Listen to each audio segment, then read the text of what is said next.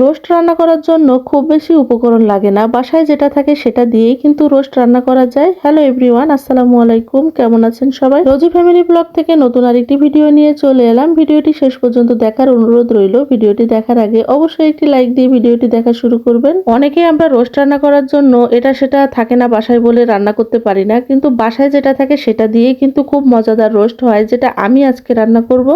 ভিডিওটা আমি আজকে সন্ধ্যা থেকে শুরু করেছি। বিকালবেলা মিমের বাবা আসার পরে মুস্কান মাহাদি ওর বাবার সাথে দেখেন খেলা করতেছি আর কি, সেটা একটু ক্যামেরা বন্দি করলাম।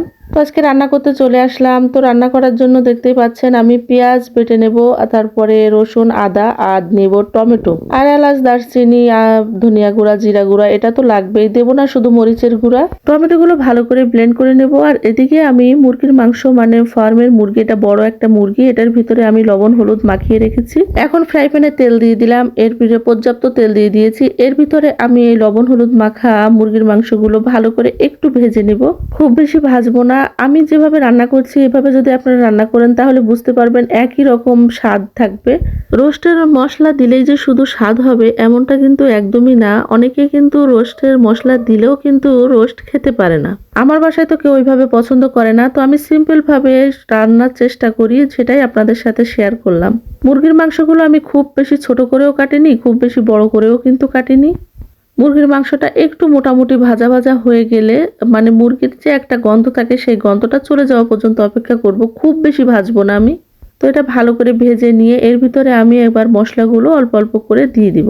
মশলা কিন্তু আমি একদমই আলাদা করে ভেজে নিব না, কারণ মশলা আলাদা করে ভেজে নেওয়ার কোনো প্রয়োজন নেই। মশলা যেহেতু মুরগির সাথে, ফার্মের মুরগি, এটা এমনিতেই গলে যাবে। কাঁচা মশলাটা দিয়ে দিলে এটার সাথে মুরগির সাথে মশলার সাথে সুন্দরভাবে মিশে যাবে, এদিকে মুরগির রান্নাটাও কিন্তু হয়ে যাবে। তো আমি এর ভিতরে পেঁয়াজ বাটা, আদা রসুন বাটা, এলাচ দারচিনি, টমেটো দেন, টমেটো বাটা কিন্তু আমি মানে টমেটো ব্লেন্ডার করে দিয়ে দিয়েছি। টমেটো সস দিলেও কিন্তু হয়, কিন্তু আমি সসটা ব্যবহার করি। এর ভিতরে আমি হলুদ আর মরিচের গুঁড়া ব্যবহার করিনি, কিন্তু সামান্য হলুদের গুঁড়া আর লবণ দিয়ে কিন্তু আমি মাখিয়ে রেখেছিলাম, যাতে একদম খুব বেশি সাদা না হয়ে যায়। তো এর ভিতরে আমি ধনিয়া গুঁড়া আর জিরার গুঁড়া দিয়ে দিয়েছি, আর দিয়ে দিয়েছি পরিমাণ মতো লবণ। এটা থেকে যে ঝোলটা বের হবে ওটা দিয়েই কিন্তু রান্না করা হয়ে যাবে। তো আমি এটা আরেকটু ভালো করে কষিয়ে নিয়ে তারপরে কিন্তু এর ভিতরে দিয়ে দেব আমি দুধ। টক দই দিলে হয়, কিন্তু টক দই বাসায় ছিল না, কিন্তু গুঁড়া দুধেও যে এত সুন্দর স্বাদ আসে, এত সুন্দর ফ্লেভার আসে, সেটা না দিলে আপনারা বুঝতে পারবেন না। তো এর ভিতরে যেহেতু আমি শুকনা মরিচের গুঁড়া দেব না, এই জন্য কিন্তু এর ভিতরে আমি দিয়ে দিয়েছি কাঁচামরিচ, গোটা কয়েকটা কাঁচামরিচ দিয়ে দিয়েছি। যেহেতু আমার টুইন বেবিও খাবে, তো ওরা খুবই পছন্দ করে ঠিক এইভাবে রান্না করতে। তো আমি এর ভিতরে কিন্তু হালকা গরম পানিতে গুঁড়া দুধ গুলে রেখে সেটা দিয়ে দিয়েছি। এই ঝোলের ভিতরে কিন্তু রান্না হয়ে গেছে, দেখা যাচ্ছে খুব তাড়াতাড়ি রান্না হয়ে গেছে, কিন্তু না, আমি মশলাগুলো আগে একটু ভালো করে কষিয়ে নিয়ে তারপরে কিন্তু এই গুঁড়া দুধটা দিয়ে দিয়েছি। যেহেতু বাসার সবাই একটু ঝোল পছন্দ করে, তো আমি একটু ঝোল রাখবো, আর একদম মাখা মাখা করে নিতেও পারেন, কোনো সমস্যা নেই। আমি যেভাবে রোস্ট রান্না করেছি আশা করছি এভাবে রোস্ট রান্না করলে একদমই নিরাশ হবেন না, খুবই ভালো লাগবে।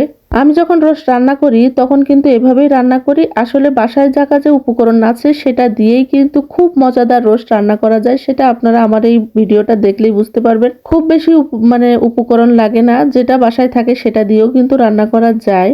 সাধারণ মশলা দিয়ে কিন্তু অসাধারণভাবে এই রোস্টটা রান্না করলাম আমি। কেমন হয়েছে অবশ্যই কমেন্টে জানাবেন। রান্না কিন্তু আমার মোটামুটি হয়ে গেছে, দেখতেই পাচ্ছেন একদম আমি এরকম ঝোল রেখেছি আর একদম তেলও উঠে গেছে। আরো যদি ঝোল শুকাতে চান তাও কিন্তু শুকাতে পারেন। তো ভিডিওটি যদি কোথাও ভালো লেগে থাকে তো লাইক কমেন্ট শেয়ার করে আমার পেজের পাশে থাকবেন। ভালো থাকবেন সবাই, আল্লাহ হাফেজ।